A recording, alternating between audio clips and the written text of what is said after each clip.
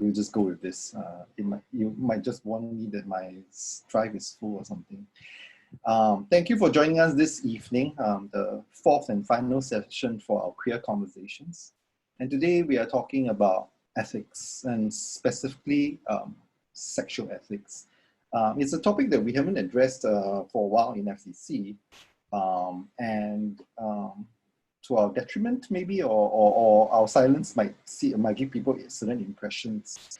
One of the comments I received some time ago, right, after somebody wrote to me after reading our sexual ethics page on our website, saying that, oh wow, you're advocating for casual sex. And I was quite surprised, right? And then I asked this person, where in our sexual ethics, the framework for sexual ethics and our principles for sexual ethics says that we are okay with casual sex. It seems that this person brought to what our framework with a biased lens and reading into what we did not say. So if you are thinking along that line, maybe you want to keep that in mind when we go through the principles for sexual ethics, because then you can apply those principles and ask the question, so where does casual sex fit into this framework? And you realize that actually you need to figure out for yourself, like, if it fits or not, right? I think it's very important that a framework is not prescriptive. A framework is a set of questions and principles that you use to apply to different situations that you might come across. And I want to start off with that because it is different from a rule-based or law-based ethic, right? Because the rules are fixed and are, not flexible, right? And different contexts actually requires rules to change. And this is one of the things that I think that Jesus did in the New Testament, right? Jesus challenged the rules, the fixed rules that they had, and said that, it is not the spirit of the law, right? It's the spirit of the law and not the letter of the law that's important. I think this is something that we need to keep in mind constantly, that it is the spirit of the law that's more important. Just like the Sabbath was made for man and not meant for the Sabbath. Jesus purposely broke Sabbath law to make a point.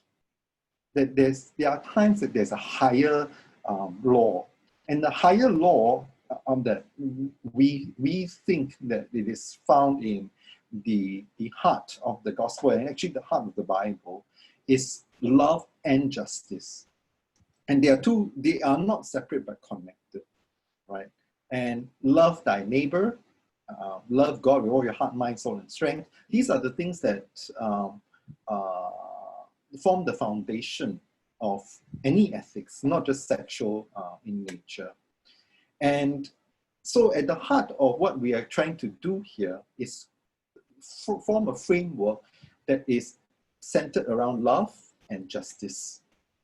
And as one of the theologians, right, Theodore Jennings said, right, the ethical life, therefore, is one of continual improvisation around the themes of love of neighbor and justice and mercy.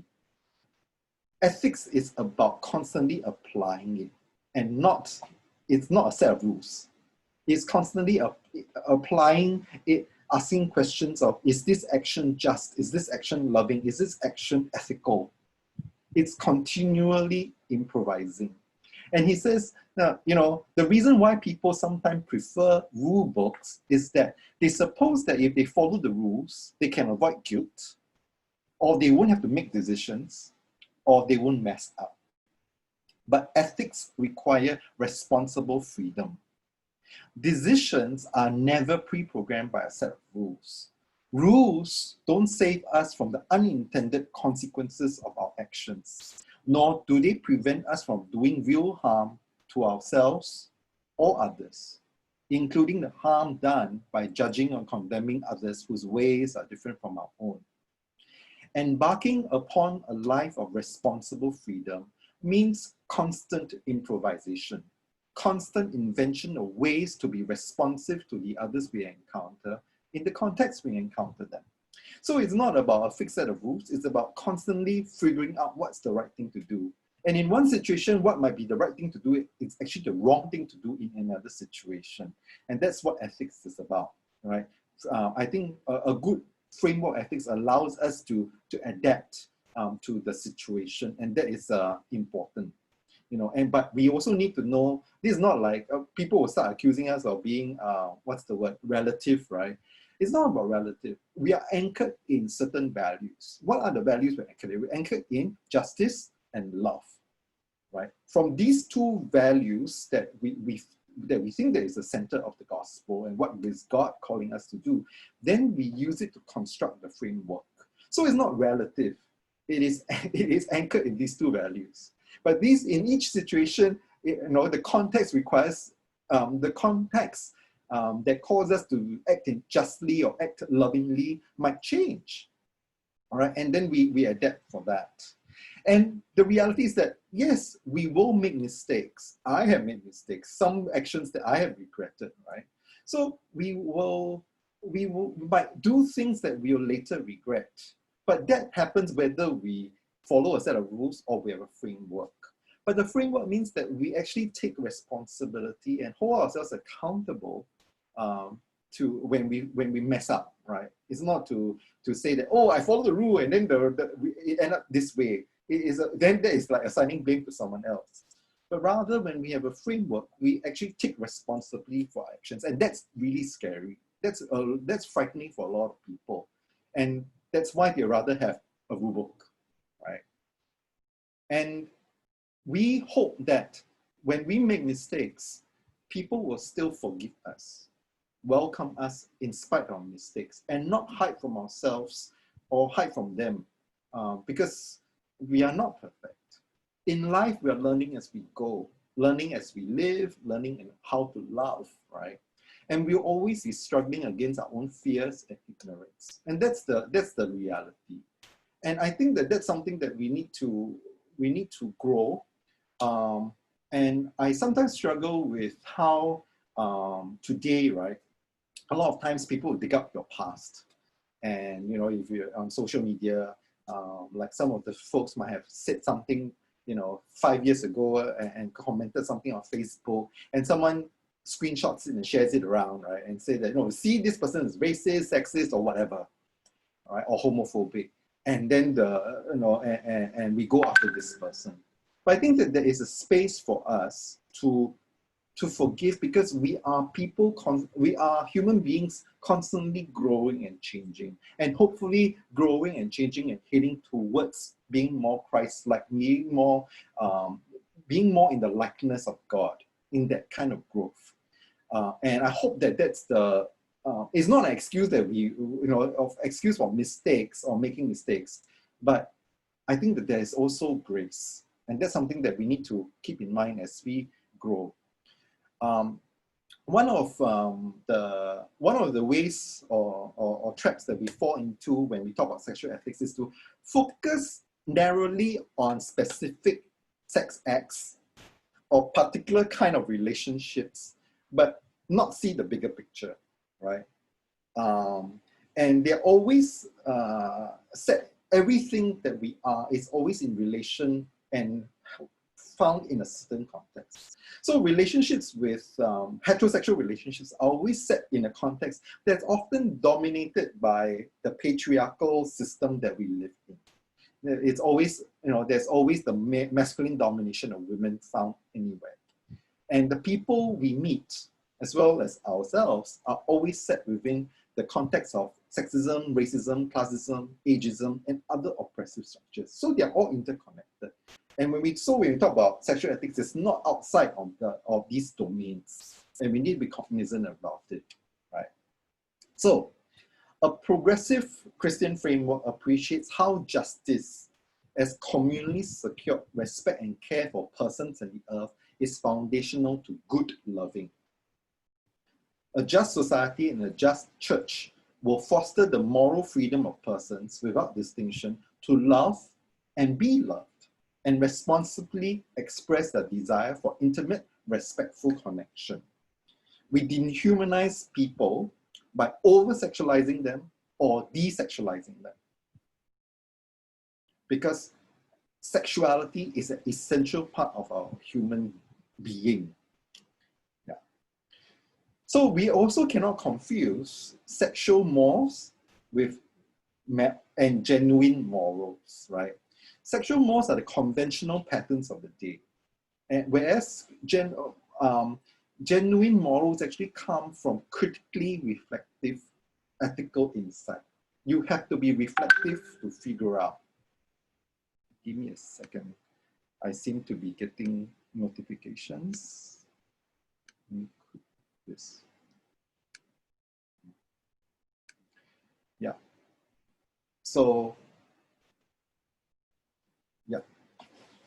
So those of you on Menti who has logged on to menti.com, right? I want you to ask you right now before I move further. How did you find the previous sessions? This is, let me try.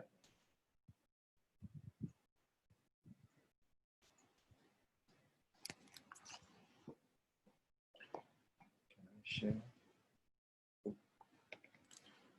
I need to make myself a co-host and then I can share to see how you think at the moment, so that take a break from all the wordiness.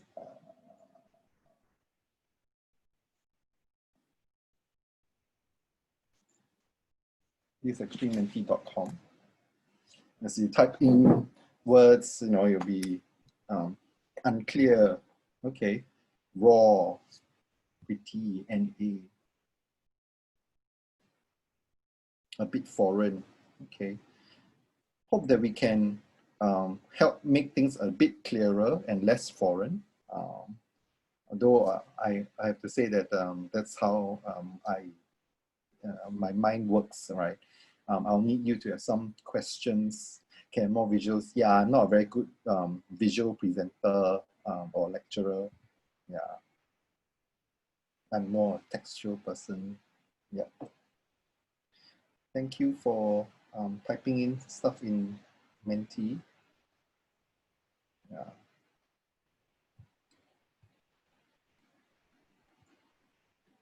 So let me move on to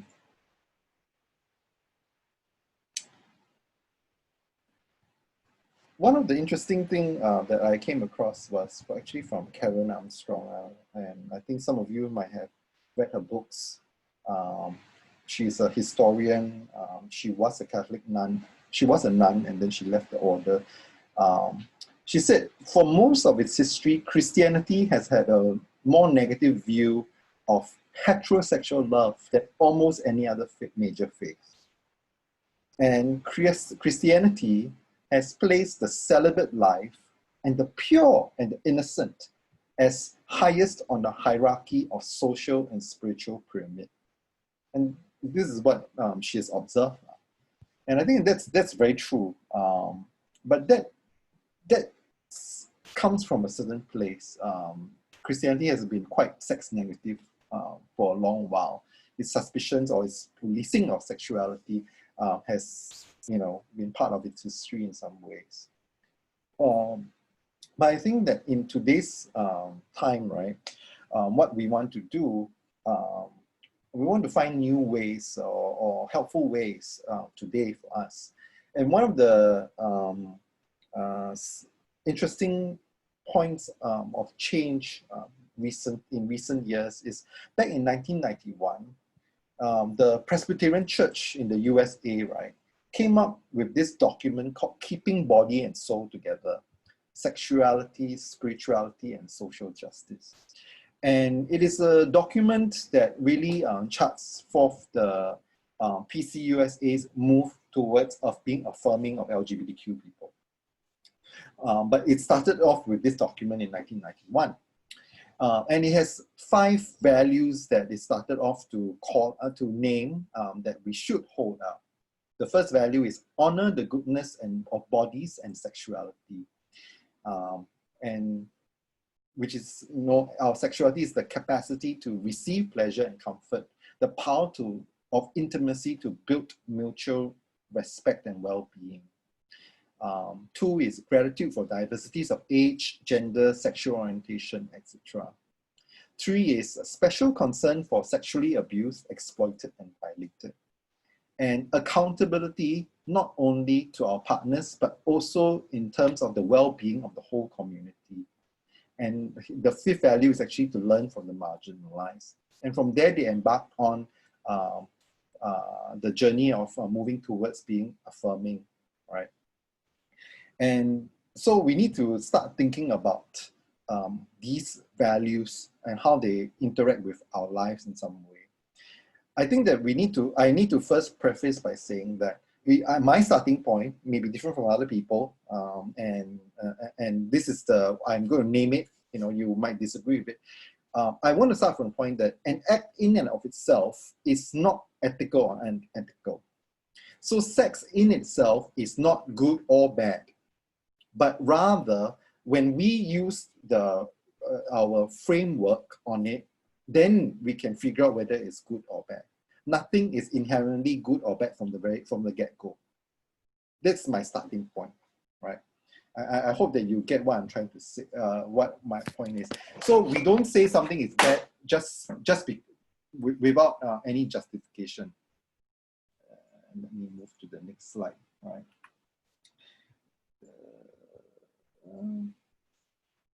Oh, I know why.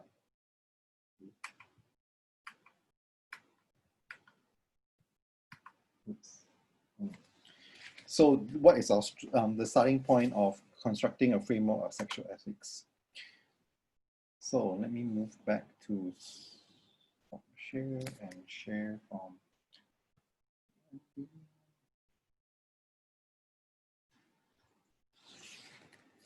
We will be drawing from a few sources for sexual ethics, few frameworks, so that you can see their differences and areas that they might overlap and for all of us.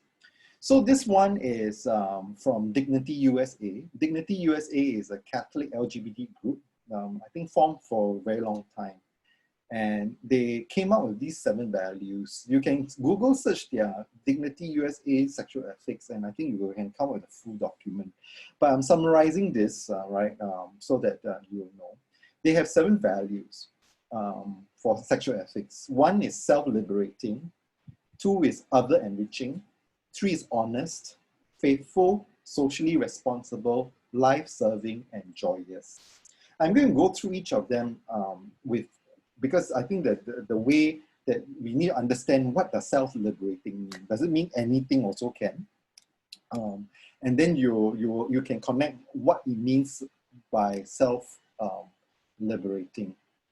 So self-liberating, does it express one's authentic self and wholesome self-interest as a source and means of growth toward maturity?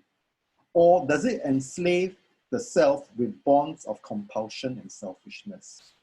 So self-liberation, in what they term as self-liberation, is that you do not become addicted with sex itself. You do not seek out sex just for pleasuring yourself in some way, right? That would be the enslaving the self with bonds of compulsion and selfishness, right? Now, 2, other-enriching. Does it express a generous interest in, concern for others' well-being and the well-being of yourself as well? Or does it coerce or violate another person or show cruelty? So sexual ethics also has a component about other-enriching, that the act itself is good for the other person as well. 3, honest. Does it express the real relationship that exists? Or does it seduce and manipulate behind a facade of pretense, right? You say something to, one person might say something to another person just to get that person to go to bed with him or her or them, right? And that is dishonest, right? it must express the real relationship that exists between these two people. Fourth, does it express a consistent pattern of interest and concern that can grow deeper and richer? Or does it refuse to let intimacy grow, right? And in its way, how it defines faithfulness is, if it's faithful, there is consistent pattern of interest and some level of commitment, right? But the flip side is that it does not allow intimacy to grow. Okay. 5, socially responsible. Does it express a realization of relationship to wider communities and of service to their interests? Or does it contribute to an atmosphere of exploitation and depersonalization, right? So we are not just individuals, we are also connected to communities. And what we do actually impacts other people as well, right? And this area we might have to think about how people are exploited, like sex trafficking and all that, and sex work, right? What impact does it have on those communities? And the last two, life-serving. Does it express a willingness to share and promote life as well as fulfill one's own needs? Does it allow a relationship to become a mutual or shared selfishness? And finally, joyous. Does it express appreciation for the gift of life and the mystery of love? Does it weaken the other person's self-esteem or ability to enjoy sex and relationships? Does it weaken the other person's self-esteem or ability to enjoy sex? Oh, sorry, that's a repeat when I cut and paste. So I want to return to the question that I start off with from the beginning, right? I said something along the lines of,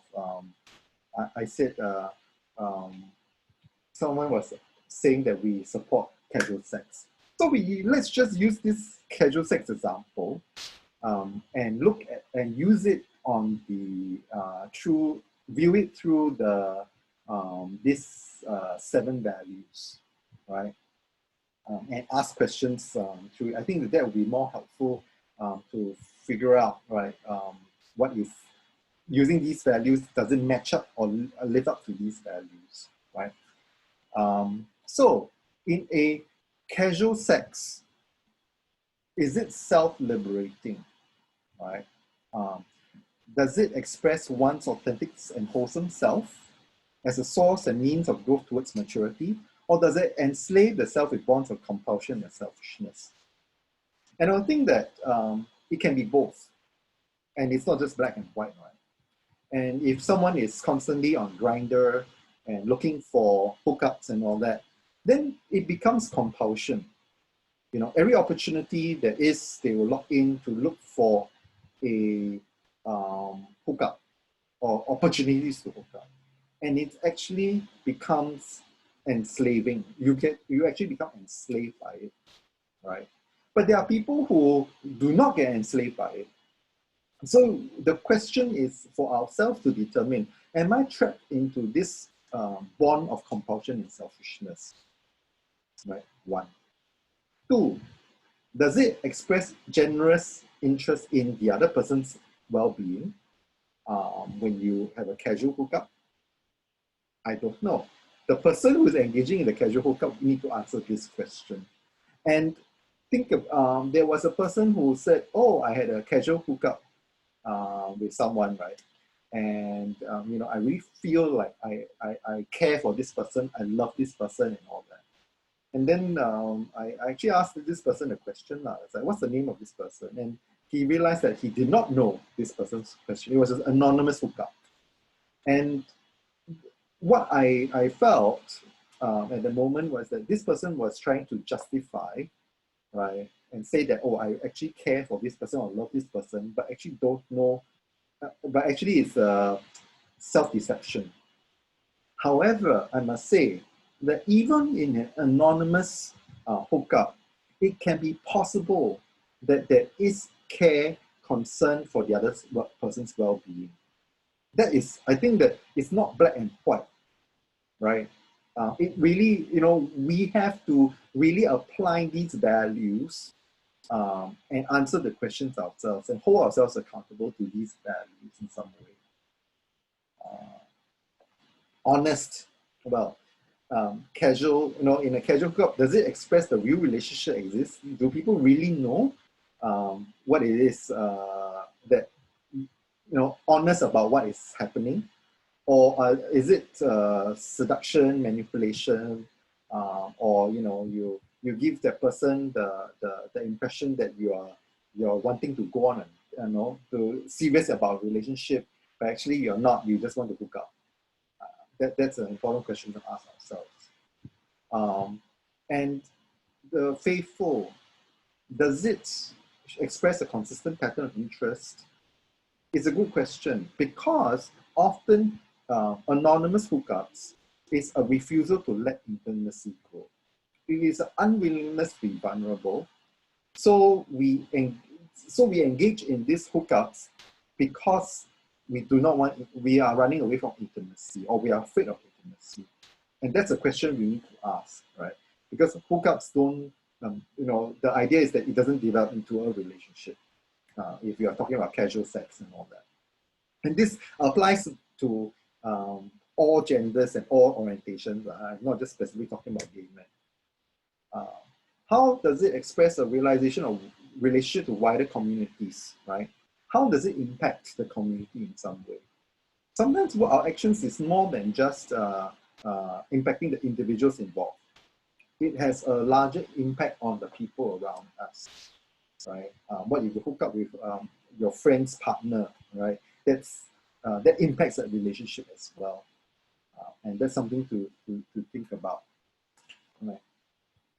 Life serving, does it express a willingness to share and promote life as well as fulfills one's needs? Or does it lead to a relationship that's a mutual or shared selfishness? Life serving the opposite of life serving is actually death. Because sometimes I have had friends who tell me very long ago, saying that I don't believe in relationships anymore, I just hook up.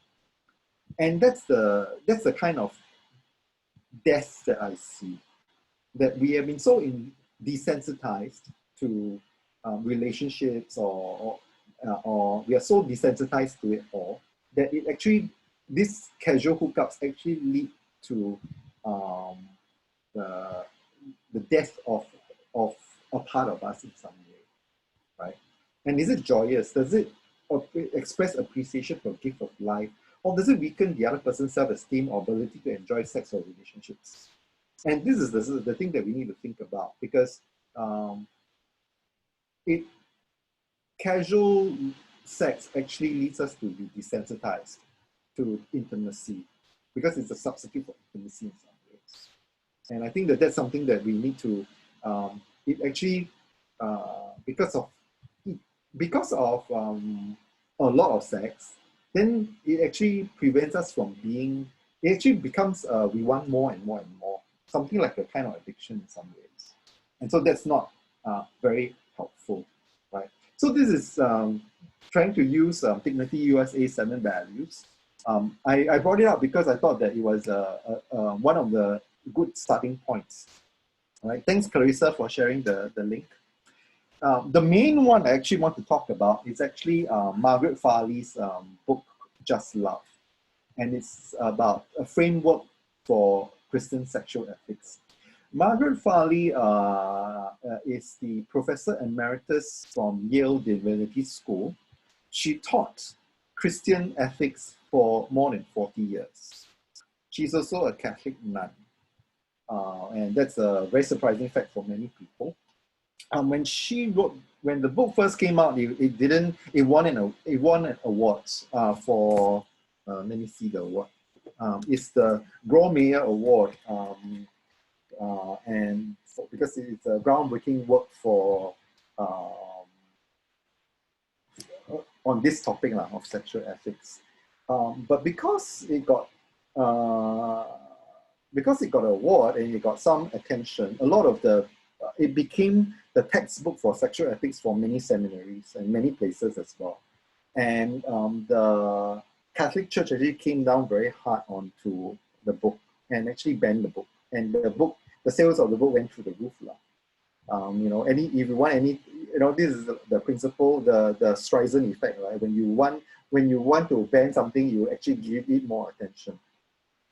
But what Margaret Farley's response was that this is not a book to expound on the Catholic Church teachings, nor is it a book to criticize the Catholic Church. It's offering it's offering new ideas and an inquiry into how we can create a new framework for Christian sexual ethics, right, for modern times.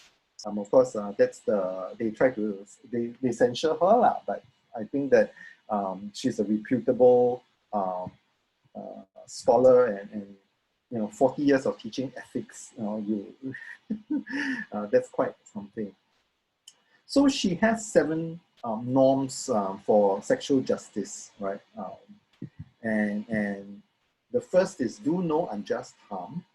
And what we mean by unjust harm is, because she says that when we talk about do no harm, sometimes there is harm that needs to be done for the overall good, right? So she says almost all medical procedures are doing harm to a person. Like, for example, if you have an operation to remove cancer, a lump or something, it's actually doing harm to the body, but it's actually something for good. So she says, we need to qualify it and say that do no unjust harm. 2 is free consent of partners, right? There should be consent. If people are not coerced or forced, because that will be rape or manipulated, right? Very similar to dignity's values. 3 is mutuality, right?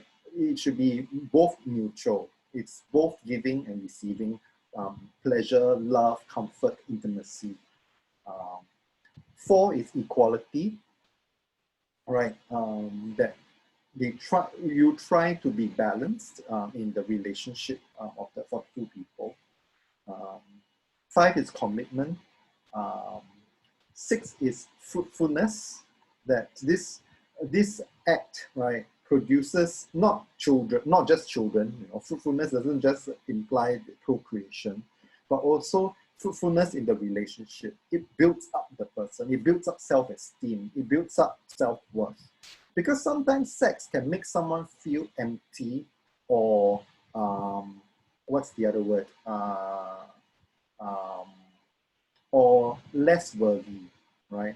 Somehow you feel dehumanized or less than in some way. So sex can actually tear down a person instead of building up a person.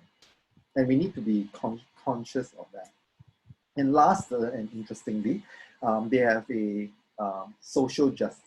She includes one that is social justice, that it needs to be located. Sex acts need to be located in a broader environment, right? And too often we know the racism that happens, the racism that happens even within the LGBT community, right? I think that's something that we need to be cognizant about. Yeah. And for FCC, actually, our principles of sexual ethics is actually based on based on Margaret Farley's work. But we have one more principle that's on top of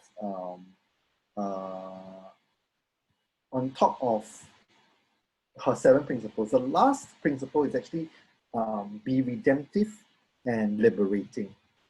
Because redemption and liberation is so that we live out God's purposes for us and God's purposes for sex. And of course, some people might disagree what God's purposes for sex is, right? It is to build up, to make a person fully alive, right? All portions of a human being. And so that's and it's redemptive as well, so that we move from being broken to being restored. And that's the redemption and liberation that we talk about, right? Stop here.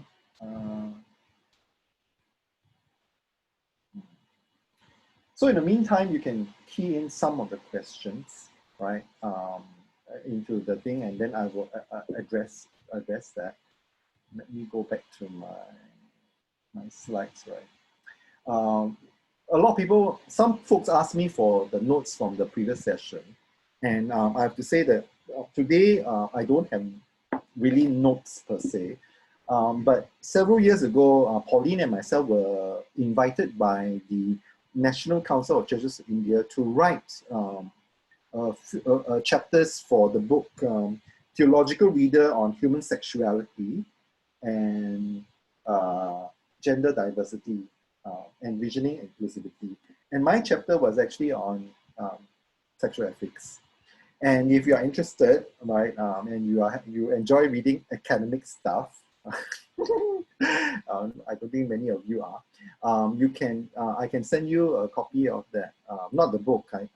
I can send you a PDF copy of the article that I wrote for them, because it actually goes through all these in more detail and more fundamental to the to what we have here, right?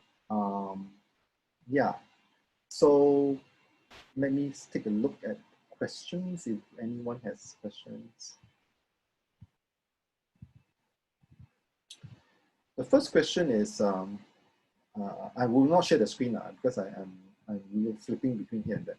So in a way, are fetishes such as exhibitionism, BDSM, compulsion likely to be unwholesome?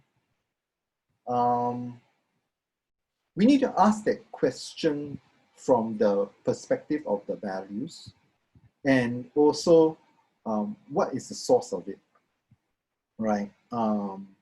Why would someone want to experience pain? And yeah, I don't know. I will not say that it will be unwholesome,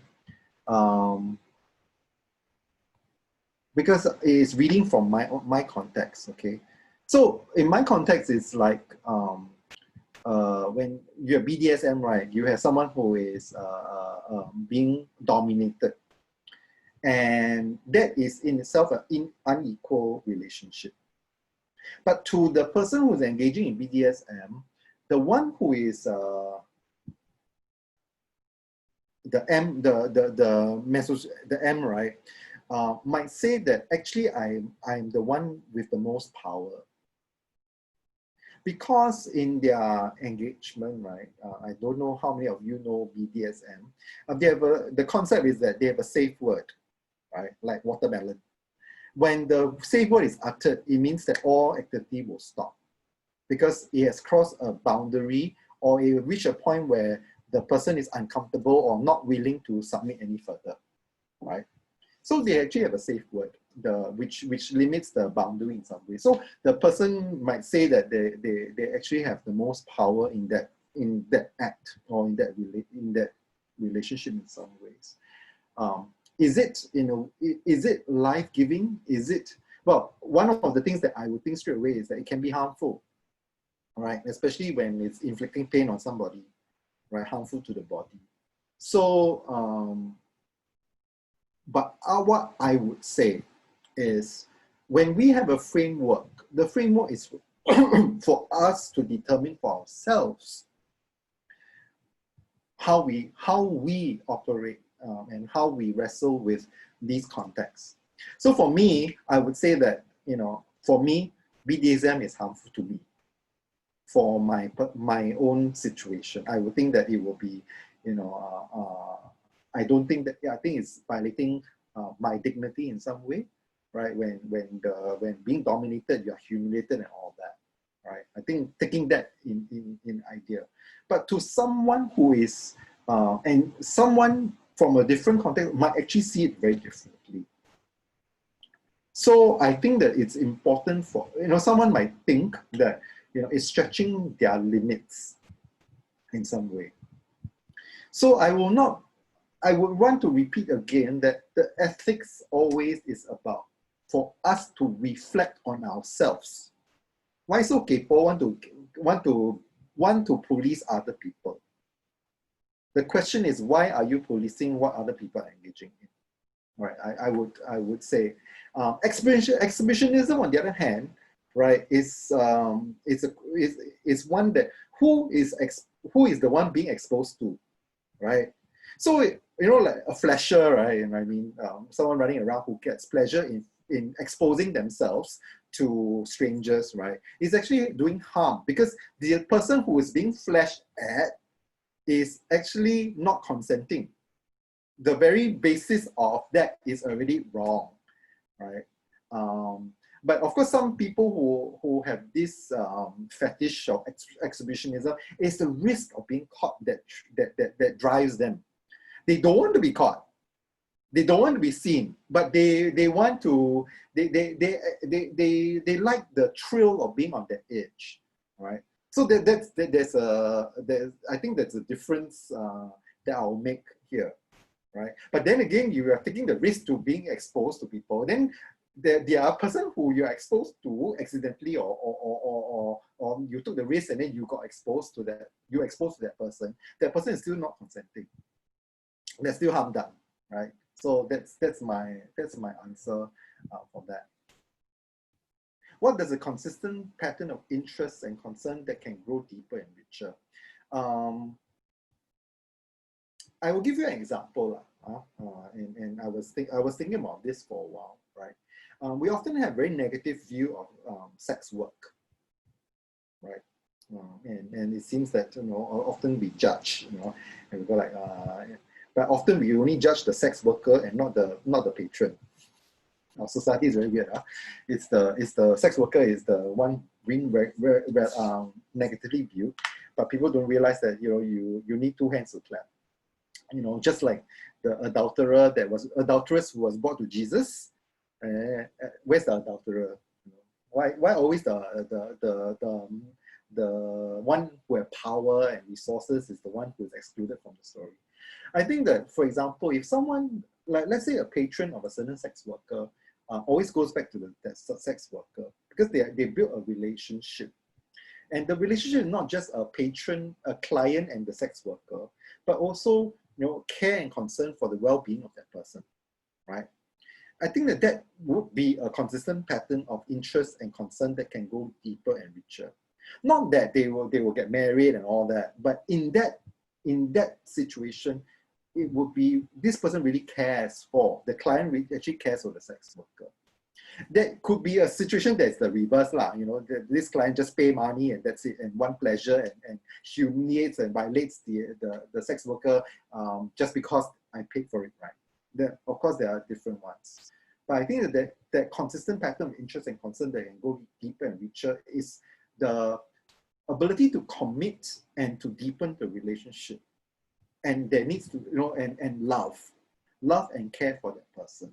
I think that's the important point to think about. Right. Next one. If a 16-year-old has a boyfriend or girlfriend who is 21, in the eyes of the law, they have sex, and the older person is criminally liable. I think that it might not be, in Singapore, I think the reverse may not be true. The boyfriend is liable, but the girlfriend may not be. Our law is not equal, right? It has a heavier burden on men than women in that sense. How do we use this framework in this context? Well, the first thing is that can a 16-year-old consent, right, legally? You're asking about law, but in this framework is there love? Is there commitment? Is there something? Are they really committed to each other? And is this, in this situation, right, was the 16-year-old doing it willingly, or was it coerced, or the situation is more important for me to see if it is ethical or not? Did the boyfriend, was the boyfriend honest, or was the older person honest about the relationship, right? Because the age difference is not very wide. But 16-year-old may not necessarily have all the knowledge and the maturity, right? And I think that's important. When we talk about younger people, youths, right, their maturity may not be there. And so oftentimes they might make decisions to do certain things to please the other person. And so we need to think about all these elements in that situation, right? But it could be that they are really they really love each other, they really care for each other, they are and that's and I think 16 is not if the younger person is 16, it is not criminal already, because but anyway, that's law. And we are not talking about law here, we're talking about ethics. So is their intimacy a expression of their relationship, right? That they have gone close together and they have developed, and what was it that? I think that's an important question for us, for the people involved to think about, right? And not necessarily from our perspective.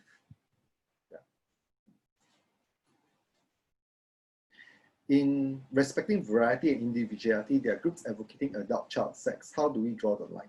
Well, as I said just now, it's like a child has limited ability to make decisions and maturity of not knowing. So in this context, the child being able to consent is a very big question, right? I would say that there's a huge power imbalance. So in the framework, right, Margaret Farley has the equality. It's not equal power. The adult has certainly a lot more power than the child. So I'm very careful. The line, I'm quite clear about the line here. I don't advocate for pedophilia. I not just advocate. I think that's. I think we need to draw. There needs to be a line here. There is no equality. There is consent is a huge question mark. Even though the child say yes, does the child really understand? Does it cause more sexual trauma in the child, right? It's important to think about the implications of these experiences on the child's development. Because we say do no harm, right? The harm is not just physical harm, but also psychological, emotional harm as well. So to a child, these might leave serious scars, right, or trauma in the future. And I think that is certainly something that I would. These are already three of the 7 principles are already got problem already. I would be very hard pressed to say that it's actually okay, right? Yeah, so that's something to yeah.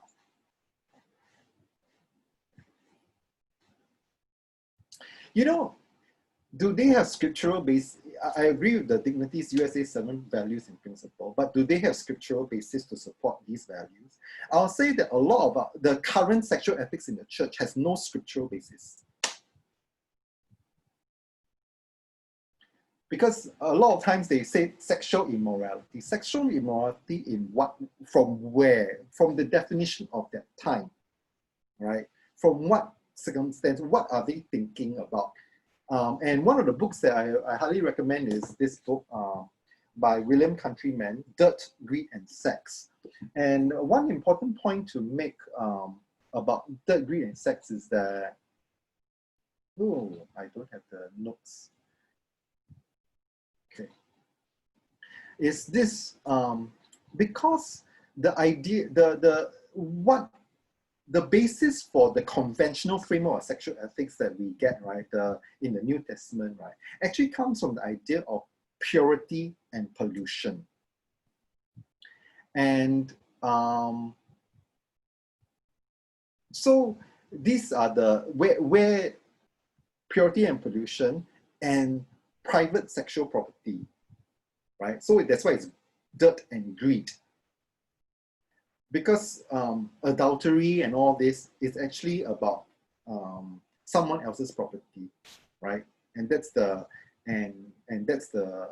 it comes from. And whereas purity is, they have certain ideas of what it means to be pure, but there's no basis for it. Purity is an idea or ideology in some ways, right? And we need to challenge all these because I would say, the Bible itself is actually subversive. Because while we all the time we have this, oh, this is what we need to be, this all the sexual ethics in there, but there are so many places, right, that pop up and you wonder, why on earth is it, why on earth does this pop up? So for example, I want to draw your attention to Matthew chapter 1. And that's a very innocuous chapter, right? It is the genealogy of Jesus, right? What can you glean from the genealogy of Jesus? Maybe you all want to type out something in the chat.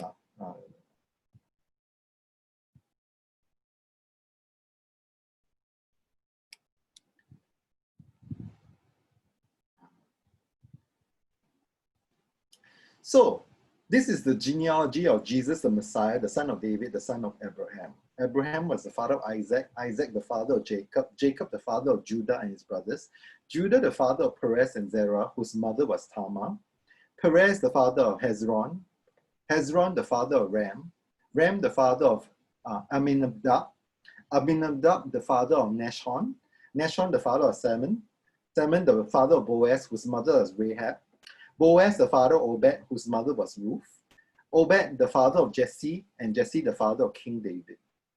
David was the father of Solomon, whose mother was Uriah's wife, Solomon the father of Rehoboam, Rehoboam the father of Abijah, Abijah the father of Asa, Asa the father of Jehoshaphat, Jehoshaphat the father of Jehoram, Jehoram the father of Uzziah, Uzziah the father of Jotham, Jotham the father of Ahaz, Ahaz the father of Hezekiah, Hezekiah the father of Manasseh, Manasseh the father of Amon, Amon the father of Josiah, and Josiah the father of Jeconiah and his brothers at the time of exile to Babylon. I read through quite a bit, 2/3 of it already. Do you notice something interesting here? Oh, Olivia said Rahab was a prostitute. Not only that, what else? One of the interesting thing here is that all the women that were named did not fit in your conventional idea of what it means to be a pure woman in some ways. Pure, right? Inverted commas. Why? So who are the women named? Tamar, Rahab, Ruth, and Bathsheba, who is not even named. Bathsheba was named as mother who had been Uriah's wife, right? So, yeah, Jimmy's correct. Moabite. Ruth was a Moabite. So was Tamar was a Canaanite. Yeah. Oh no, Rahab was a Canaanite. Tamar, I'm not very sure, right? So these women, well, at least these 4 that were named so far, Tamar, Rahab, Ruth, and Uriah's wife, Bathsheba, were all not Jews. Yes, right? They probably broke every rule that you can think of. They are not Jewish, they are not Israelites, they are even, from tribes or that are forbidden to marry, Moabites. No, this is not Tamar that was raped. That is Tamar, the daughter of David, King David. This Tamar is interesting because she's the one who slept with Judah, who is her father-in-law.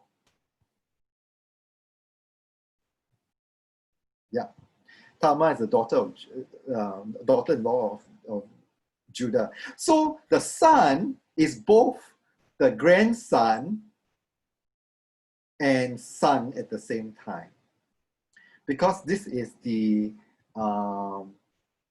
Levirate marriage, right? So when your husband dies, the nearest male kin is supposed to take you as the wife, and you are supposed to produce an heir for the deceased. So his name will remain in the line, right? So that his people don't die. No, his name doesn't continue to live on, right? So he has children or he has descendants, male descendants. So Judah is both the father and grandfather of Perez and Zerah, the twins. It is how twisted it is. And you know, isn't there somewhere in the Bible that thou should not lay with your near of kin? This violates that totally, right? And the interesting thing is Tamar was described as being righteous because when the first son died, she went with Onan. I'm not sure if you all remember Onan, who spilled his seed and was killed, right? God was displeased with him and he died, struck dead. And so he had one more son, but Judah was worried that Tamar will get him killed as well. Because, you know, like this woman is not a good woman, you know. Somehow she has brought a curse to her family in some ways. So he keeps saying, you know, okay. But she knew that without an heir, she's desperate, she's destitute. So what did Tamar do? She pretended to be a prostitute by the road and seduced Judah. But Judah had no money on him, couldn't pay. So Judah actually gave her his ring so that he can you know, pay her back, you know, and redeem the ring lah. You know, it's, you know, use it as. And later, when Tamar was discovered to be pregnant, people accused her of adultery, because how on earth did she get pregnant, right? And when she was accused and brought before Judah, she produced the ring. And that's when Judah said, you know, you're more righteous than I. So what kind of sexual ethics is being put forth here in the New Testament, in the genealogy of Jesus, right? Then you have Rahab, who is a prostitute, right? Yes, she led Joshua, you know, into them into the city and, you know, helped them conquer, right? You know, the walls of Jericho fell, but she is a prostitute, and she's the mother of Boaz. And Ruth was, you know, the book of Ruth. Ruth, husband died, so she had to find someone to, you know, some near of kin, some kinsmen, also levirate marriage. So Ruth and Naomi went, and Naomi told Ruth to seduce Boaz, so that Boaz will fall in love with her, and then marry, and then they will have someone a man of, you know, to lean on or and survive. This is and then there's Uriah, who committed adultery, but of course it's not her fault. David, the king, summoned her to him. She had very little way of consent, right, in any way. So when people ask, you know, like, where's the sexual ethics? The Bible is actually quite subversive in presenting all these things that are quite hidden. You know, I mean, why is it there? And why is it presented in this way, right? David was the father of Solomon, whose mother had been Uriah's wife. Well, you could just say that David was the father of Solomon, and whose mother is Bathsheba. And on top of that, all the other people in the genealogy, there's no mention of the women, of the mothers at all. And all the cases where the mother is mentioned, there's something else going on. You know, just a question. So when people say that, you know, scriptural basis to support these values, a lot of times the scriptural basis, just because Paul said that this is sexually immoral, then we say it's sexually immoral, right? Is that scriptural basis? I think that it's not scriptural basis that we need to look for. It is love and justice that is the basis to support these values. We need to switch from a scriptural basis, because if you look for scripture, you can find almost anything to justify a lot of things, right? You can justify a lot of things by just by cherry picking.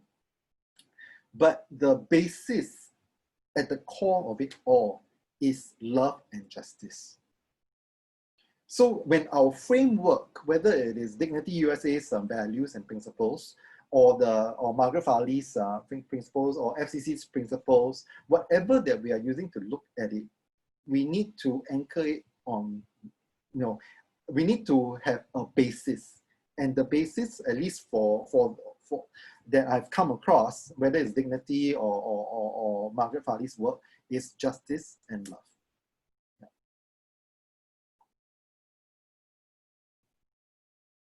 Wait, I will. How do you, continuing the question, how do you explain that to the adult? Well, I think that's I wouldn't know how to explain it to the adult. I would say that a child cannot make informed decision. You're not mature enough to make those decisions yet, period, right? And we do know that, sexual trauma has negative, sexual experiences in childhood does leave trauma for the child as the child goes into adulthood. There is evidence, right? Scientific evidence that there's harm being done. And so therefore, I would say harm is being done here, right? Will then polyamory be seen as an excuse to be faithful to one's partner? Well, why do you think there's an excuse? I think that the very question exposes the bias, right? If a group of people, polyamory means that you have multiple partners and multiple partners in a relationship. If they are able to work out a relationship that's respectful, that is just, that is loving, that's life-giving, there is no jealousy. That's a difficult one now. If you tell me that, they're able to navigate all these conflicting or tensions, right? Then a polyamory relationship can work, right? And using the framework, it doesn't seem to have, I don't see that that's a problem. But the reality is that we human beings are flawed, and there are always jealousy and resentment and all that, right? So I wouldn't say that polyamory is an excuse to be faithful to one's partner. I don't understand the question specifically. Is it that, I'm polyamorous, but I still am faithful to my partner and all that? I think that we need to be accountable for our own moral and ethical decisions. All right. So I would think that if a person asks this question for himself or herself, right, then they need to really be honest to themselves. Like, am I using this as an excuse? But the other way, meaning that we project onto the other person, then that might not be helpful, right? If a person is in a polyamorous relationship and then we start trying to decide for them that this is an excuse, then I think that that's the wrong way of applying this framework. Yeah. There's nowhere in FCC principles that suggests casual sex, period. So this person actually read into our principles and imagine that we said it. So when that person wrote to me and said, can you show me where we said casual sex is okay? And then the person said, oh, oops, right? I might want to dig up the email again to read his reply, because he said, oh, I'm sorry, I read into it. Now, where is it? There's nowhere that we say that, right? At all. So people often read into it. Yeah. Have you ever shared these sexual ethics with mainstream churches or Christian leaders? In Singapore, maybe once or twice, but they react with open eyes, and I don't think they're ready for it, right? But as I said... Actually, can I just chime in on that one? Because this is a surprising one. So yeah, just to give you a little break of... Okay, cool. Yeah, because a few years ago, one of the mainstream leaders actually asked to meet with some of us, especially the women, because he said he has met some of the gay men, but what he wants to hear is from the lesbian women. And he's actually quite well known, but I won't say his name because he asked that this be a private, off-the-record meeting. Then on meeting, right, he told us, you know what, I've been doing research on your church, right? And I found that you all have a sexual ethics framework. And I read it very carefully. And I was bracing myself, right? Because I'm like, most people will come back and say, it's so liberal, y'all probably are okay with casual sex, that kind of thing, right? But what he said actually surprised me. He said, right, he was very impressed with our sexual ethics framework. And he said that actually, you all should share this framework with the other churches in Singapore because it is such a useful resource to help them to have better principles and values behind why we want to do certain things, right?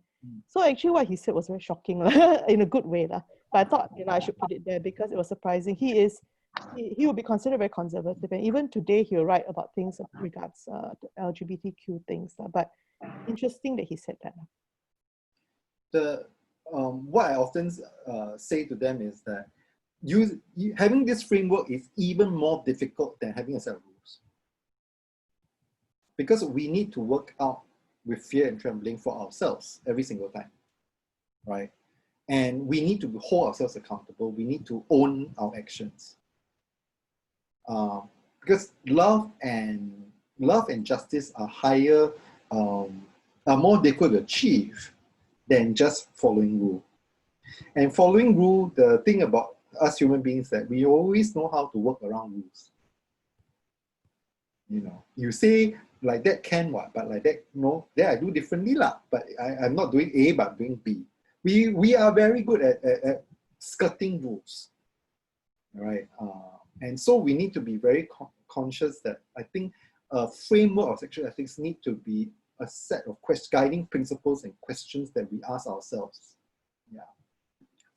And I said, right, for this, I said just now already, I was invited to write a chapter in the Theological Reader for the National Council of Churches of India. I was very surprised because I went like, you asking the gay pastor to write a chapter on sexual ethics, and this, like, duh, are you out of your mind? And they accepted my article with no edits, right? And they published it. It's hard to get hold of the book. I have a copy in church and a copy on my own, and Pauline also have a copy, right? But I have my chapter on PDF. So if you all want, I can send it to you. It's not out of this world, I think. And a lot of what I'm saying now is actually based on that article, right? Okay. How does healthy community accountability look like when it comes to sexual ethics? I think community accountability does connect to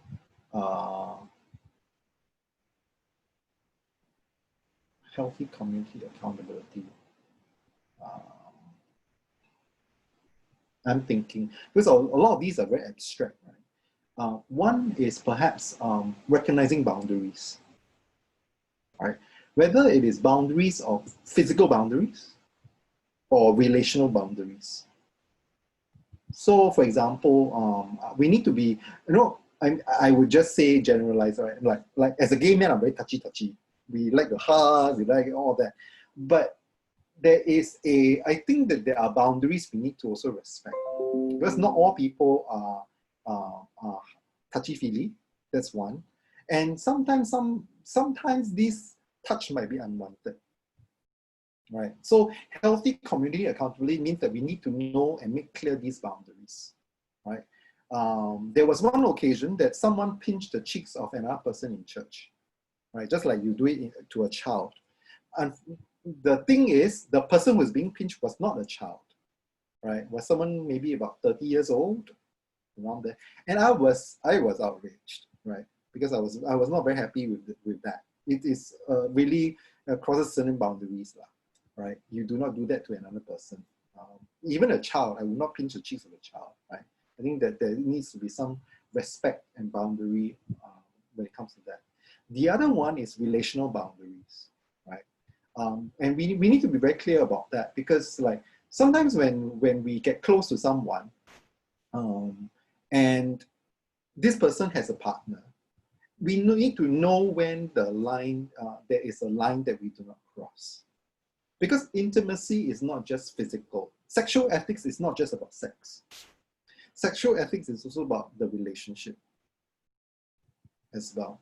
So we need to be very cognizant about and clear about ourselves and our actions. And I think that needs to be lived out in some way, right? Because harm can be done. It need not necessarily go all the way, right? But it still has effects and damage relationships. Harm is still done in some ways, and I would say unjust harm, right? And I think that we need to be very mindful and clear about that. But of course, that always comes with grace and forgiveness, right? Sometimes we are not clear or not have a clear idea of how our actions might impact other people. And so we do the wrong things, right?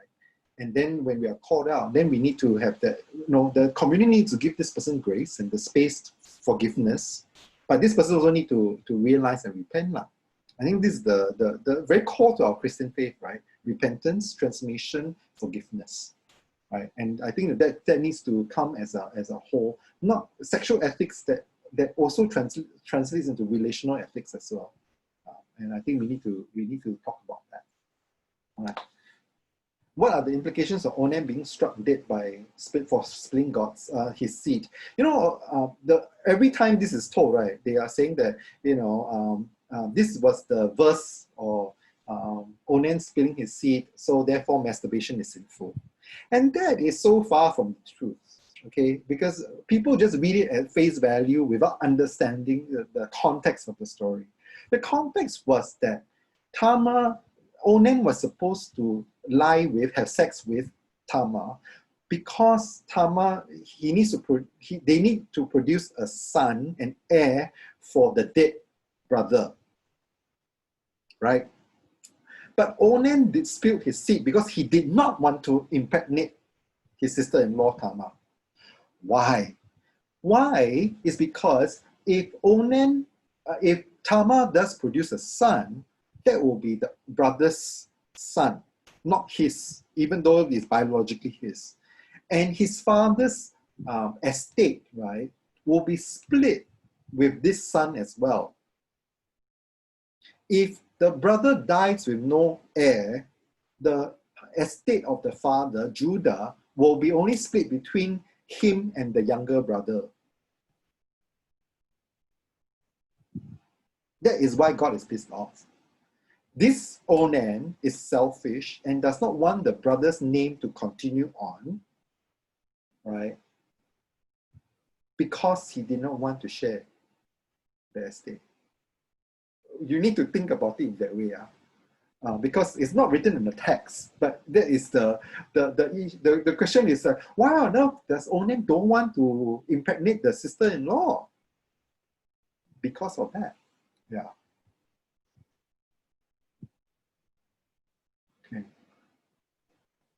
How does ethical framework inform our thinking about pornography? I would say pornography can actually inhibit our ability to be intimate. So when it goes to that area, right, because we consume so much pornography that we are desensitized, then it becomes a problem. That pornography has destroyed our ability to be intimate. But if pornography is used to enhance your sexual relationship with your partner, that may be actually healthy or helpful. So a lot of questions there, right? Then the second thing is that is a pornography what's the word? Are the people involved making the pornography? Because when we think of sexual ethics as justice, right? Are they coerced into it? Are they trafficked into it? Do they consent to it? There are so many questions there about that. So when we think about that, we need to apply on many levels, right? Because oftentimes when you see pornography, it's just digital video, right? Or that it is replicated and copy and paste. But the production of it is also a question. The production of it, the impact of it, the effects of it on us is also something that we need to think about, right? No yes, no, or black and white answer, but how do you apply this framework into your situation in some ways?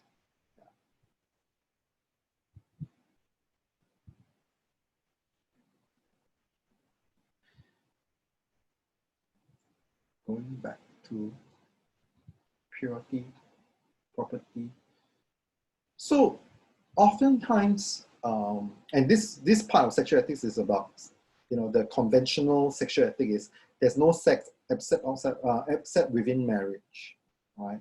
And we need to think about that, because then people will say that, oh, then translated into LGBT context will be you only have sex within a committed relationship in some ways. But what it does is that if you just create that as a rule, right, what happens is what I will term serial monogamy law. This person will be together with this person for 2 weeks, sleep with this person, and break up and then go into another relationship, right? I don't think that's helpful. Rather, so when we say sex within marriage, and one of the interesting things during one of my interfaith tour, right, in the interfaith experiences, when I went over to Bogor for interfaith workshop, we were at Bogor, which is a hill, like something like Genting Highlands in Indonesia, parallel of it. But there's a lot of sex work that's going on there, right? And some of it was pointed out to us. And what was described was that, do you know that there were men who go there to get they'll go in a car, 3 men, and then they'll pick up the sex worker, and then what they will do is that the man will have a marriage with this woman, the sex worker, and this marriage is a temporary one, and then they will do the do. The 2 other men are just witnesses to the marriage, and then after that, after everything is done, right, after they have sex, probably there's definitely payment. The man will divorce this woman. But because this form of marriage, right, is one that is easily annulled, right, within the context of the Islamic law, from my understanding, what I was told. And so they do that. They are following the letter of the law. Everything works, it's like they are having sex within marriage. There's nothing wrong with that, right? But they are not following the spirit of the law. And I think that we need to think about this, these ideas, right? When we talk about sexual ethics, right? The letter of the law versus the spirit of the law. So the spirit of the law is there love, right? Is there justice? Is there really a concern for a person? Is there real honesty and authenticity in this relationship? Is there a commitment to make this grow, make each other grow? Is there mutuality? I think that these are the values that we look for to expand out what the word love means. Because love is a very big word, right? And what Margaret Farley did is to expand out what is just, what is loving in the 7 principles, right? And I think that that's what we took up. So the special framework, the PCUSA, the Keeping Body and Soul Together, right? That document, it's actually a pro-sex, feminist, and gay-affirming stance that offers a very different ethical framework for sex and sexuality. And I think that it grounded in the central affirmation that God delights in our sexuality and calls us to wholeness. So we need to see sex not as a dirty part of ourselves, but part of our whole self. And a life of holiness, holiness is not about no sex, but holiness is about promoting human well-being and justice in community. Faithfulness is exemplified in ongoing commitment to embody justice, love in all connections. So it's not just the sex that embodies love and justice, but all your relationships, and that is faithfulness. So that actually is the ground, I think, for many ethicists that argues for these principles, justice and love. So I have another book. What is it? By Marvin Ellison, He's the professor of Christian ethics at Bangor Theological Seminary. And he's also very similar, Making Love Just, Sexual Ethics for Perplexing Times. I prefer Margaret Farley's work. He builds up on it and expands further. So he has very interesting questions like, is it adultery if my spouse has Alzheimer's? It's a question. And it's a question that that actually a woman asked her rabbi, right? Because the husband is in a nursing home, right? Has Alzheimer's, and no longer the same person he was, right? Totally oblivious to everything that's around him, right? His being he's a different person. He's a different person already. But she still loves and cares for him. But he can no longer provide the companionship and the love, right? And the sex. And so she's asking, and she's not that old, in her 60s. She's asking him, is it adultery when my husband has Alzheimer's? And it is an ethical question that we wrestle today, right? What is loving? What is just? Right? Is it just to impose a restriction on her seeking out companionship? Because in Genesis, God says it's not good for Adam to be alone. And when the word Adam is used, I think that it applies to all human beings, regardless of gender identity or sexual orientation. So that we need to think of it in that framework, right? Yeah. In what way does the presence of a framework for sexual ethics prohibit casual sex? Well, when it destroys our ability to connect deeply with another human being, then casual sex is a problem, right? But there are situations where it does not affect this person's ability to connect, right? But actually it helps this person grow, or how would I say it?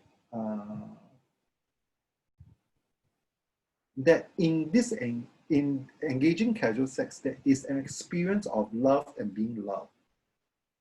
And there's a genuine concern for the other person, right? Then the framework actually works for that. But it's very hard to achieve that in a casual, it's harder. It's very, it's like probably maybe small percentage of casual sex that will fit the framework, right? Because of the very nature of casual sex itself, you actually treat that person as a thing. When we treat another person as a thing, that's not loving a person. That's dehumanizing a person. So we need to recognize that. So when we engage in sex, we don't treat the other person as a thing or as a means to an end or means to our pleasure. Then that is a violation of this framework, I think. A violation of love. And maybe even a violation of justice in some way. Yeah. So that's my answer. Wouldn't casual sex connote multiple partners? Yeah. I mean, I'm not going to say that that's I wouldn't say that that's casual, that precludes multiple partners. I would think that you can love multiple people. That's a possibility. But that's a very hard possibility, a very hard bar to reach now. I mean, we are all limited in some ways.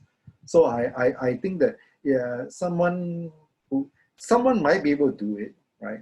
Engage in casual sex and yet be loving, caring, generous, giving, and life-giving, right? This is life-giving for all the people involved. However, I think that's more the exception rather than the norm. Most of it is actually damaging to ourselves and our ability to connect deeply with people, right? And actually we treat that person, as much as we think that we treat that person, we don't dehumanize the person, but we don't even know that person well, right? Then how do we actually having an image of the person only, an impression in some way. So that that needs to be wrestled through for all of us in some ways. How is it life-giving? I think that that's very, very, very hard to achieve. Right? Yeah, so that's the, and I will not say that I'm for or against, because I think that's again judging and imposing that framework on somebody.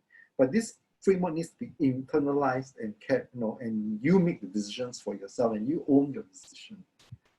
And yeah, and not be self-deceptive, which often happens. Yeah. So back to Margaret Farley, and do you have any questions of the 7 framework? Let me look at the.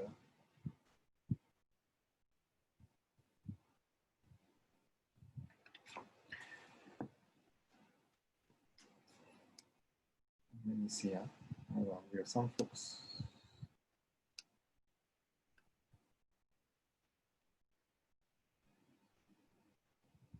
Would this, regarding the framework, make a person a lesser Christian? You can, the question is that we all operate with a framework. How do you live your life and make decisions and live up your decisions, right? And I'm not the person called to judge, I'm not God, right? God didn't abdicate and suddenly I get to make all the decisions. But what kind of framework is this person using? Then? What kind of, then if we profess to love our neighbor, how is it lived up in this, in your life? If not this framework, then what are you using? Right? So you can disregard this framework and adopt a different framework, but at the core of it, what is the core principles that you're operating from? And if we profess to be Christians, then then there are certain values that we adhere to, right? And Jesus says these two commandments are the central to us, right? Love God with all our heart, mind, soul, and strength, and love our neighbor as ourselves. And so, if these two are is the basis of all the other laws or all the other rules or how we live our lives, then as a Christian, then we need to live that out. And so, perhaps one can create a different framework using these two principles. Love God with all your heart, mind, soul, and strength. Love your neighbor as yourself. And with these two, you construct a different framework. That's totally viable. But to totally disregard this and totally, I don't care about love and all that, then what are the things that you hold? What defines you as a Christian, right? If you don't follow these two rules or these two commandments, the two greatest commandments, actually, right? Then that's a question that we need to think about for ourselves. I wouldn't go and say, you don't follow these two commandments and therefore you're not a Christian, right? I think that's a very dangerous thing to do because that's judging. But I will rather ask the question, it's like, so how does loving God and loving your neighbor look like in your life? And that everybody needs to work that out for themselves. This is much more difficult than saying that I follow a set of rules. Yeah. Because we live an examined life. We live a life that we are reflective about. Any limitations you see from the framework that can't attempt to answer? Because a framework is not trying to answer a question. It's actually a set of questions. It's actually a set of questions to pose to a situation, right? So I myself have not experienced any limitations per se, right? The main limitation is ourselves and our ability to be self-deceptive. Yeah. And that's the struggle that I have myself. That oftentimes we pretend that it's not there, put away the framework for 5 minutes, right? And then do whatever I want to do. And so that's the struggle that we all have. And so it's not the framework, but our human weakness that is more the issue, and how to really live an ethical life in some way. And I really appreciate what um, which one? I think it's either it's Theodore Jennings, who says that it's always improvisation. That we will make mistakes along the way. We have done things that we regret later on. And that's part of being human. And the thing is to understand that we live in grace, right? We screw up, we try to make amends if we can. We try to restore what we have done wrong in some way, repent. And that's the kind of journey that we have. And so that's the kind of life that I think that we need to live now. So that's our journey in some ways, right? Yeah.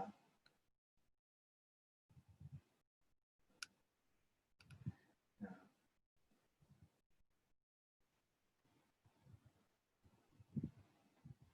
Yes. Oh, I love what RJ said, right? Um, Tough-mindedness is different from conventional meaning. It's not aggression, but thinking critically, developing your values, and having ownership. Yeah, these are critical, right? And that's a continual struggle for us to grow and to evolve and to change, right? It's moving towards the likeness of God, but we always fall short, and not beat ourselves over it and give up, but continues to make progress one step at a time. Yeah.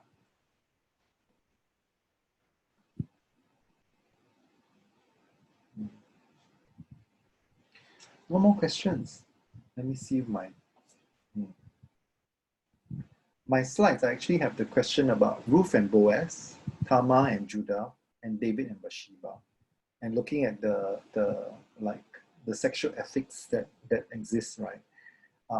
For David and Bathsheba actually didn't have much say, right? Here's the king commanding me to go, and of course you'll follow. But we really need to reflect on the character of David, who, after discovering that Bathsheba was pregnant, after their liaison, wants Uriah to come back to lay with her to cover up the whole thing. And when Uriah decided not to, because they have this superstition that soldiers who are going out to the battlefield should not engage in sex. Otherwise you might lose the favor from God or something. He did not lay with Bathsheba. So David found out and went like, okay, since you didn't lay with Bathsheba, I'm going to get you killed lah. So David tells his generals to pull back when the fighting is fiercest and leave Uriah there, and Uriah gets killed. So in one fell swoop, David has committed 3 out of the 10, violated 3 of the 10 commandments. Thou shalt not kill, thou shalt not covet your neighbor's wife, and thou shalt not, is it commit adultery? Yeah.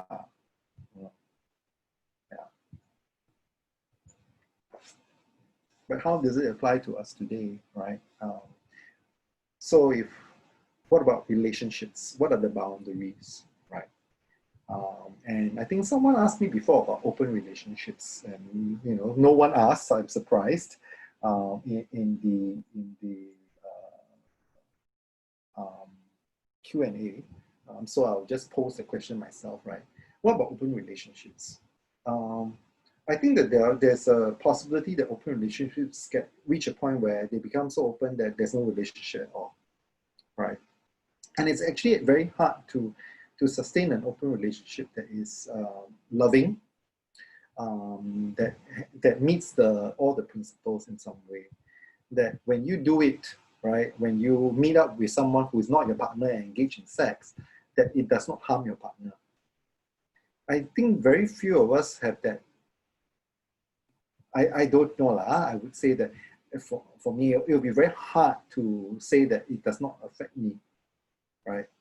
So for me, I would say that it doesn't work for me, right? Because there will always be hurt if my partner goes out and engages in sex with someone else. So an open relationship will be harmful to me constantly, right? So violating the very first principle of do no harm. But there can be a possibility that the couple are actually very comfortable with it, right? And there's no harm done. But then they need to be honest to themselves, if there is harm done or not lah. Because oftentimes I see that, open relation is different from casual sex. And what I often see is that people deceive themselves and say that I'm actually okay with open relationship, but they're actually not okay. They are going along with it because maybe the partner wants, or maybe they just want, the word greed, right? They want more, and therefore they engage in it, but not realizing the damage it's doing to the relationship. And so that's the struggle. But I cannot give a blanket statement and say that this is right, this is wrong, this is helpful, this is not helpful. Each couple needs to work out for themselves, right? And I think that's the very important part. David, a man after God's own heart. Thanks, Carissa. I will go like, well, maybe because it's king, he gets to say, he gets whatever they say about good things to say about him. But always remember, why are all these shameful stuff left in the Bible? This is the subversive part of the Bible, that it is actually it's actually speaking up against the power in some way. Speaking up against the king. Why is it recorded? Why is it, why is his sin so left there in plain sight for all to see, right? Is it a lesson for all of us? I don't know, right? Or is it trying to teach us something? Just like the genealogy of Jesus, why are these specific 4 women highlighted? The shame, the lack of understanding and support from others who do not grasp sexual ethics this way somehow also affects self-acceptance and relationship with God.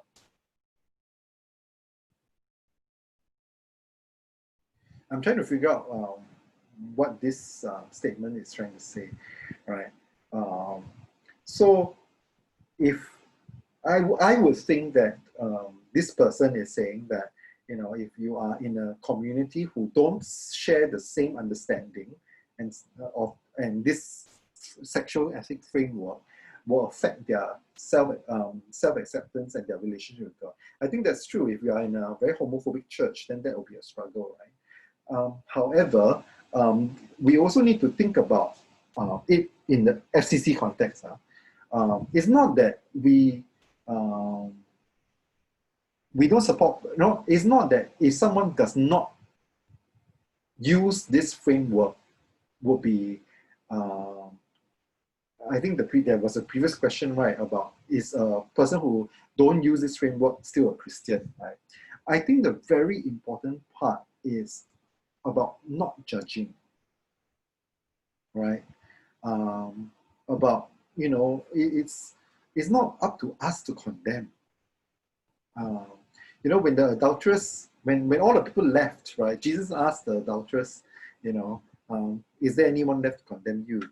Then no. Then neither do I. Go and sin no more, right? It's not in our place to condemn. And I don't think that Jesus is out to condemn us either, right? I think that's very important to say, right? That while we have a framework for sexual ethics, it is not one that each of us need to wrestle with and live up to in some ways, right?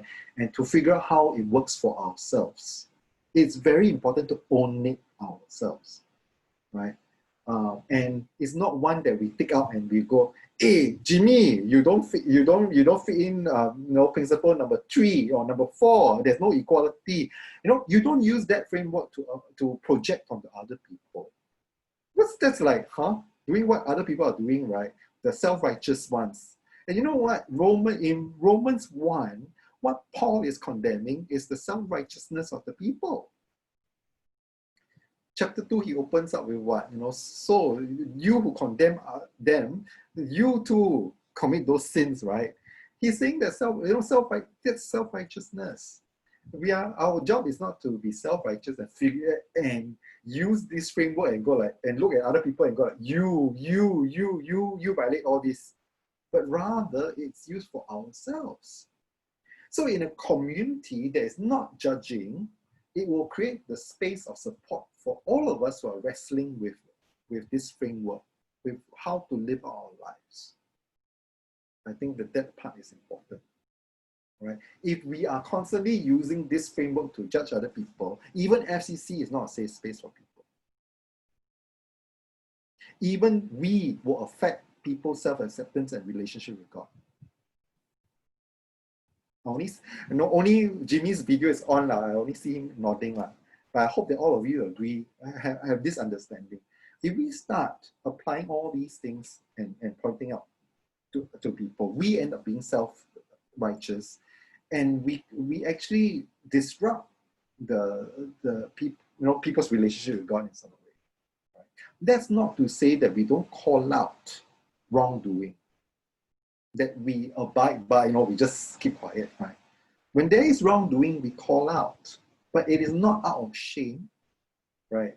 It's not out of judgment, but out of, my preferred approach is ask the question, what were you thinking when you were doing that? Right? What are you thinking when you're doing that? And how is this what you did loving? How is hitting on the partner of your friend loving? Right?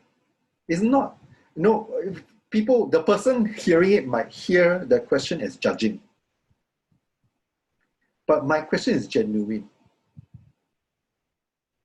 My question is genuine, that how will you answer this question? Like, how is you hitting on your partner's, your friend's partner loving? And, the answer is not for me. The answer is for the person himself, herself, themselves, right? And I think that's the approach, right? That we need to create a new way of being in some ways. So the question here, what about our role as a shepherd, using the framework to get brothers and sisters to reflect on their lives as much as we do, say in small groups or as spiritual authority? That's exactly it. It is about inviting them. What is the basis of your, or what are the values that govern your life, right? If you profess to be Christian, then you should agree that it's the 2 commandments, right? So how is this loving your neighbor, and how is this loving God? Maybe loving God is very vague, but how is hitting on your friend's partner loving your neighbor, right? So when we help them, help each other, right? Reflect on their lives, is ask these questions. How are actions, loving our neighbor? If you don't want to use a framework and the 7 principles are kind of too intellectual, go to the simple one. How is this loving my neighbor? And your neighbor isn't just isn't just the person you hit on, right? If I give you the scenario that person A hit on person B, who is the partner of person C, right? B and C are in a relationship.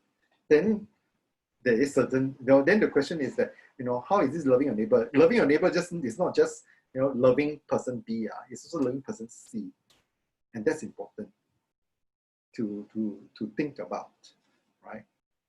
And how does this work for us, right? Do we want to align ourselves with these values and use certain framework, right? And for me, it's like using justice and love to be the framework to guide our decision making, right? It might be more helpful to pose a question about a situation, if you're asking Q&A, because so our role may not be just as shepherd, because I think for FCC, we say first realize everyone's equal. That doesn't mean that I'm better than you or what, right? And there are times that you may have to call out my wrongdoing, right? Or, hey, Mia, when you talk to the newcomer, a bit too interested or something, that is helping me as well, right? That's helping me create some boundaries if that ever happens. And I think that's something that we do for each other. We are more egalitarian kind of community. So it's not just our role as shepherd. we are working with one another to ask, how is this, using this framework to reflect on life, how is it going for you? Does it work for you? And the thing about framework is that you don't have to take everything that Margaret Farley writes and say that that's the rule, because you use that and adapt. I'll just give an example, right? Some of our friends in our community have a big age gap in their relationship. And Margaret Farley's principle of equality will like blink with a lot of lights, like, oh, is it really equal? Because one is so much older, one is younger, or one is earning big bucks, right? And one is like not working, be a housemaker, and these kind of situations. And then we have to, ask the questions. The equality needs to be seen from their perspective and not our outsiders' perspective in some way. And I think that's the important application. And so for someone, it's like, oh, well, this is the given of our lives. We love each other. And this principle is not as important as the rest. Or I believe that we are in an equal relationship, even though we have a disparity in age, disparity in earnings, disparity in whatever, right? I think that that's very, very important, that we adapt, work, improvise. I think that's the word Theodore Jennings used. It's a constant improvisation. It's like it's not rule. If it's rule based, then if you make the framework into another set of rules, right, then I will have failed. I have not taught what Margaret Farley set out to do, or even Martin Ellison. They are arguing not for a rule-based ethic or framework, but a framework of principles that we are guided by. And you get to choose for yourselves what are the, this is not as important as another one, right? But all these rules, all these principles are anchored in love and justice. The fact that she put equality there is because there's often imbalance of power in a relationship. And in that case, right, the imbalance of power means that a lot of times there are a lot of things that are not revealed, right, or not clear. Like, even though the consent is given, it's given in a very begrudging way, for example, right? And or in a case of heterosexual relationship, if one of the spouse is, or any relationship, one spouse is the one working, the other one is the one who is not working, then the imbalance of power is that if there is a breakup, then I end up being economic, I will be broke or whatever. Then that there is an imbalance of power. But how do we adjust all these? How do we think about all these in our own lives, right? So using the framework, I think, is an application for, if you want to explore in a cell group, I think it's a good thing, right? To think about how it works for ourselves. I think that it's not about, measuring everybody else's. That's like judging, right? But it's how do we think of through these principles, these values, and how it applies to us. And if it doesn't work, or if you think that it is better replaced by something else, that's great. Then you develop for yourself something that works. And that's why it's hard work. It's not as simple as getting a set of rules, thou shalt not do this. The very first lesson in the Bible is that you tell someone thou shalt not, they'll surely go and do it. Right? Thou do not eat of the fruit from that tree. And guess what? They go and do it. Right? And so thou shalt not or rules are actually not helpful. What is helpful is why you should not do it. If you tell, I love watching how some of my friends raise their children. They don't tell the children, do not do this, right? And that's what, growing up I got. Don't do this, don't do this, don't do this. All the rules. But when a child understands why they should not do it, then it's actually more helpful. Then in different situations, right? Oh, you told me cannot eat orange, but I go and eat apple, right? You know, a kid will answer you that, right? You know, or the kid is having a cough. No, you cannot drink Coca-Cola. Then the kid go and drink Sprite. Because you told me cannot drink Coca-Cola, what? I can drink Sprite, right? But the idea is that don't drink cold drink because you're having a cough. You make your cough worse. So teaching someone is about teaching the whys, understanding the framework and what is underneath. And that's I think that's so I think that's much more helpful for everyone to grow rather than a thou shalt not. Yeah. Knowing why it's harmful or not good for you is more it's better lah than the thou shalt not. Thou shalt not, and then you don't even know why. You do not do this because. Yeah. So that's the what I have.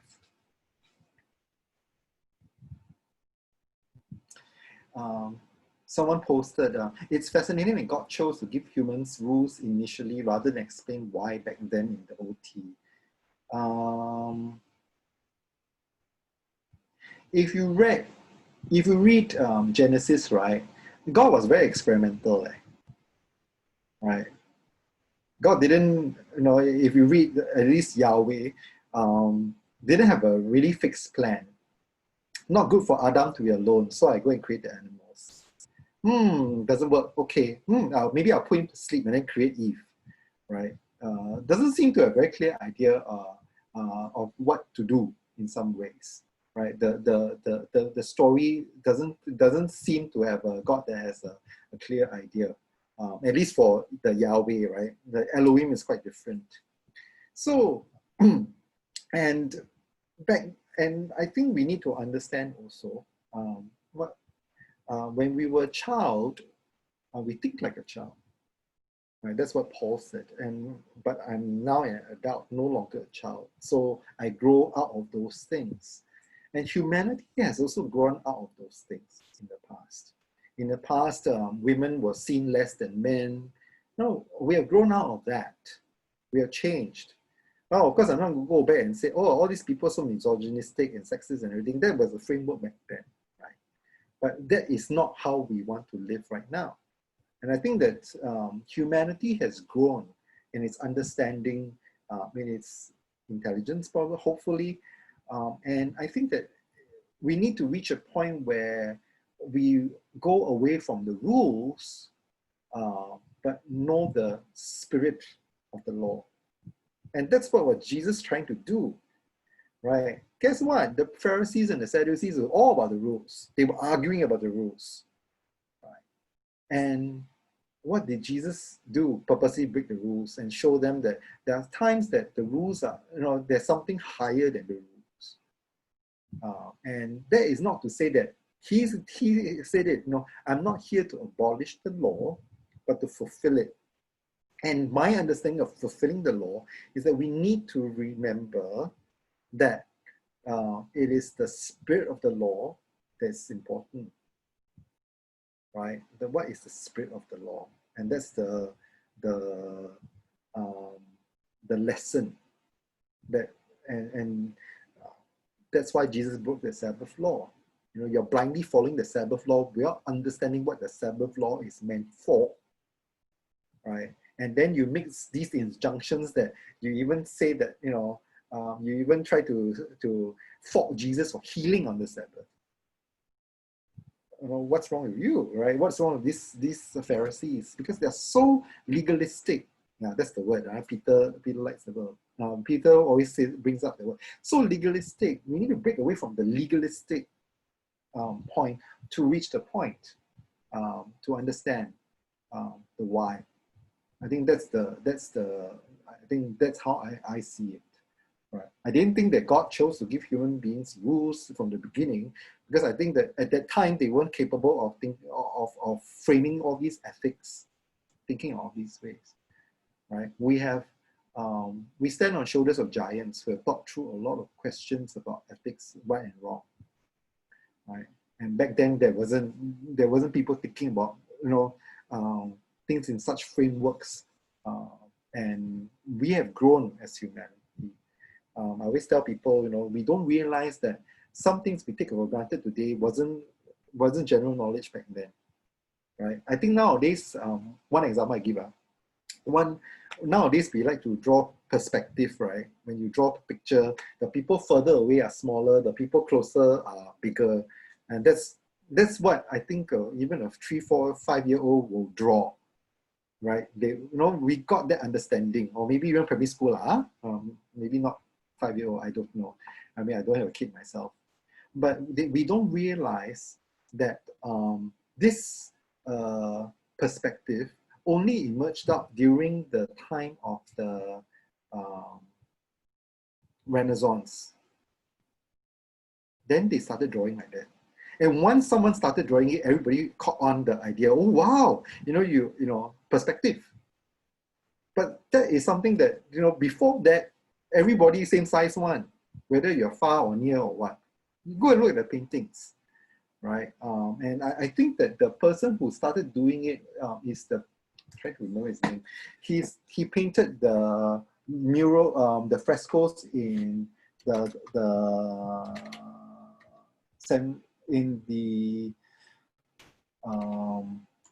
cathedral in San Francisco, in Assisi, right? I'm trying to find the location.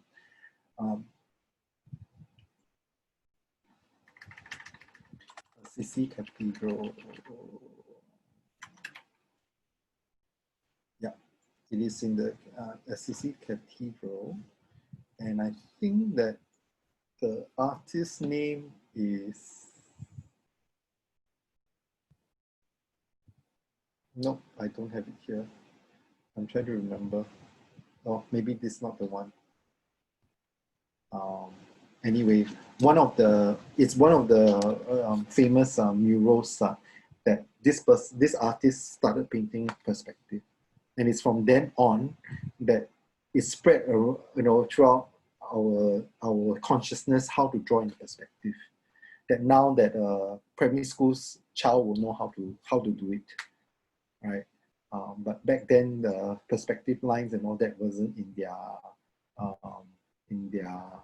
their mind. Yeah. Let me see. Any more questions? It's 10:10, and that reaches the end of our series. And for those of you who are interested in joining us for the discussion on Sunday, yeah, you can sign up at bit.ly/FCCQCD.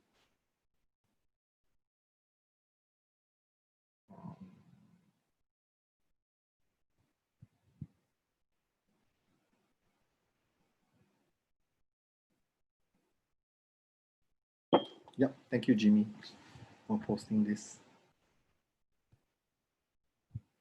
So I'm going to stop the recording now. And thank you for spending the evening with us on Friday, and for the past few Fridays for joining us.